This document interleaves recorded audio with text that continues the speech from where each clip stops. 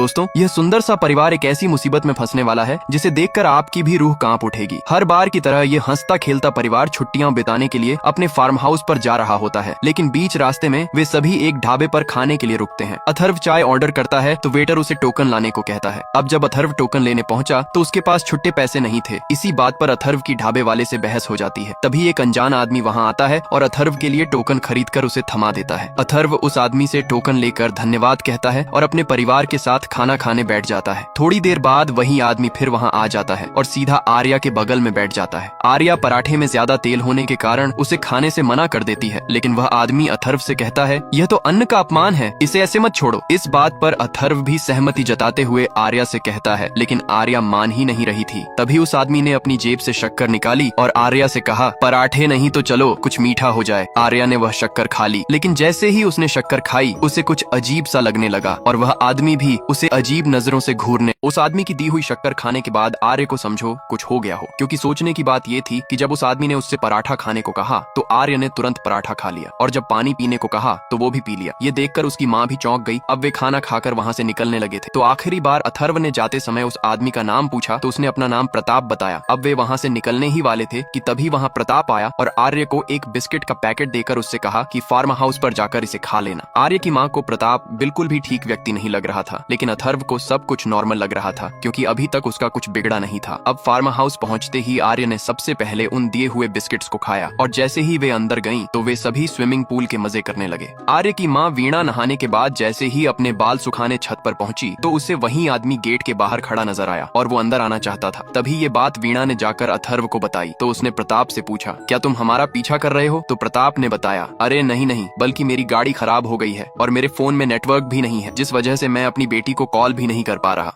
प्रताप ने अथर्व से कहा, मुझे केवल अपनी बेटी को एक कॉल लगाना है। तो अथर्व उसे अपने घर में ले आया और प्रताप को फोन थमाकर ऊपर अपने गीले कपड़े बदलने चला गया। प्रताप ने जब आर्य के बारे में पूछा तो वीणा ने कहा कि वो बाहर है। सभी के इधर उधर होते ही प्रताप आर्य पर नजर रखने लगा। फोन तो केवल एक बहाना था, लेकिन उसे तो कुछ और ही चाहिए था। अब अथर्व के नीचे आते ही वह कॉल करने का जबरदस्त नाटक करने और इधर उधर की बातें करने लगा। जब आर्य स्विमिंग पूल से आई तो प्रताप ने उसे बैठने को कहा तो वे गीले कपड़ों में ही बैठ गई। ये देखकर अथर्व आर्य पर जोर से चिल्लाया। तब प्रताप आर्य से बोला, जाओ तुम चेंज करके आओ। लेकिन वीणा को शुरू से ही प्रताप ठीक व्यक्ति नहीं लग रहा था, पर वे कर भी क्या सकते थे। अब आर्य नीचे आकर प्रताप को अपनी सारी पर्सनल इन्फॉर्मेशन शेयर करने लगी, लेकिन अंश वहाँ खेलते हुए उन्हें डिस्टर्ब करने लगा तो प्रताप ने उसे डांट कर वहाँ से भगा दिया। यहाँ तक कि आर्य ने उसे ये भी बताया कि उसका एक बॉयफ्रेंड है जिसके साथ वे लद्दाख ट्रिप पर जाने वाली है। लेकिन तभी प्रताप ने उससे कहा, तुम कहीं नहीं जाओगी, तुम केवल मेरे साथ जाओगी। अब बोलो हाँ। ये सुनकर आर्य कहीं और ही खो गई, लेकिन तभी अंश की बॉल आर्य को जाकर लगी तो आर्य को अचानक होश आ गया। तभी प्रताप ने आर्य से कहा, जाओ अपने भाई अंश को जोर का तमाचा। अब प्रताप के कहने पर आर्य ने अपने भाई अंश को जोरदार थप्पड़ लगा दिया। थप्पड़ मारते ही आर्य को ऐसा लगने लगा कि ये मैंने क्या कर दिया। अब अथर्व और वीणा वहां आए तो वे आर्य पर चिल्लाने लगे, लेकिन तभी प्रताप ने आर्य की साइड लेते हुए कहा, अरे नहीं, वो तो अंश ने आर्य को जोर से बॉल मारी थी, इसीलिए आर्य ने भी उसे एक थप्पड़ लगा दिया। तभी अथर्व ने गुस्से में प्रताप से कहा, आपका समय हो गया है, मैं आपको छोड़ आता हूँ। लेकिन प्रताप का जाने का बिल्कुल भी मन नहीं था, इसलिए उसने आर्य से एक गिलास पानी मंगवाया और कहा, अपने माँ बाप से माफी मांगो। तभी बारिश भी शुरू हो गई तो उन्होंने प्रताप को भी अपने साथ खाना खाने बैठा लिया। आर्य ने माफी तो मांग ली, लेकिन उन्हें ये समझ नहीं आ रहा था कि भला आर्य ऐसा क्यों कर रही है। अथर्व कहता है, हमने आर्य को कुछ ज्यादा ही आजादी दे दी इस बार। इस पर प्रताप भी सहमति जताते हुए कहता है, सही कहा। लेकिन अथर्व उससे कहता है, ये हमारा फैमिली मैटर है, तुम इसमें मत ही पड़ो। प्रताप कहता है, मुझे तो ये भी पता है कि आपके मना करने पर भी इसका एक बॉयफ्रेंड है। वीणा को ये बात हजम नहीं हुई कि भला आर्य प्रताप को इतना कुछ क्यों बता रही है। तभी प्रताप ने आर्य से कहा, अपने बॉयफ्रेंड को कॉल करके उससे ब्रेकअप कर लो। आर्य ने तुरंत कॉल लगाया और अपने बॉयफ्रेंड से ब्रेकअप कर लिया। आर्य प्रताप की हर एक बात को खूब।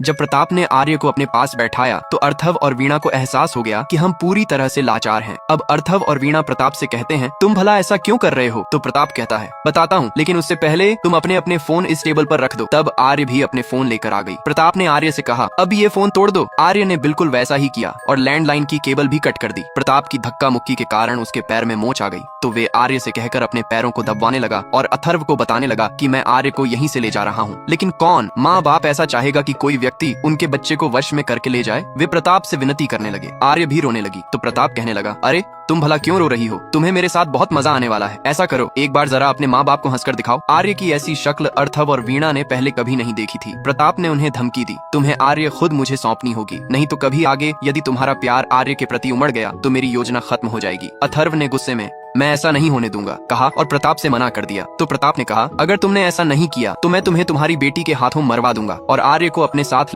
अब अथर्व ने प्रताप से जाने को कहा तो प्रताप ने जाने से इनकार कर दिया और कहा, अभी मेरा काम खत्म नहीं हुआ है। इतना सुनकर अथर्व भड़क जाता है और उसे जबरदस्ती भगाने लगता है। इतने में प्रताप आर्य से कहता है, अपने पिता को मुझे बाहर निकालने से रोको। तो आर्य अपने पिता पर ही भड़कने लगती है, लेकिन उसकी माँ वीणा और अथर्व को समझ नहीं आ रहा था कि आखिर आर्य ऐसा बर्ताव क्यों कर रही है। तो आर्य कहती है, क्योंकि प्रताप अंकल ने मुझसे कहा। अब प्रताप आर्य को चाय पत्ती खाने को कहता है तो वह खाने लगती है, लेकिन अथर्व ने उसे नीचे गिरा दिया। तो आर्य उसे नीचे से उठाकर खाने लगती है। तब प्रताप ने उससे कहा, नीचे से नहीं, अब इस पैकेट से खाओ। तो आर्य ने बहुत सारी चाय पत्ती अपने मुंह में भर ली। आर्य ये नहीं करना चाहती थी, लेकिन वो लाचार थी। पर उसकी माँ समझ गई थी कि प्रताप ने आर्य के ऊपर वैशीकरण किया है। तब प्रताप ने कहा, अब सही पकड़ा तुमने। लेकिन अथर्व ऐसी बातों पर विश्वास नहीं करता था। तो प्रताप ने अथर्व को विश्वास दिलाने के लिए उससे हंसने को कहा तो वह हंसने लगी। फिर उसे रोने को कहा तो वह रोने लगी। फिर कहा, अपने पिता को एक थप्पड़ लगाओ। तो फिर क्या, थप्पड़ लगते ही सब साफ हो गया।